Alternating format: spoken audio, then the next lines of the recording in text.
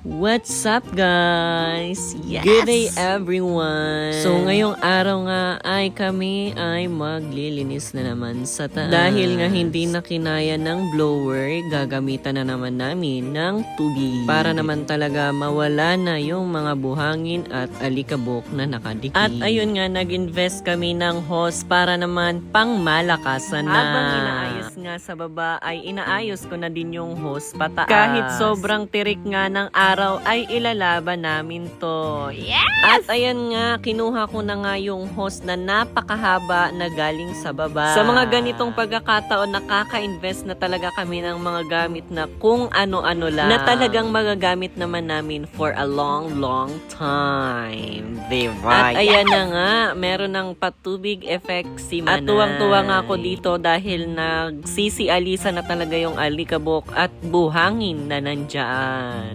Aluway?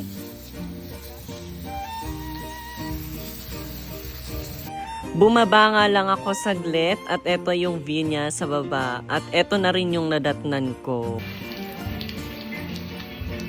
Naiga ka talaga. Akala ko nga sinasadya niya yun pero hindi naman pala. Ibinigay ko na nga sa kanya yung hose kasi pag ako yung nag-hose niyaan, sasayang lang talaga yung tubig. Kaya siya na lang nga yung pinalinis ko dyan kasi nahuhugak na rin talaga ako. Kainit kayo. At ayan na nga, unti-unti niya nang huhugasan para maalis na ang buhangin at alikabok.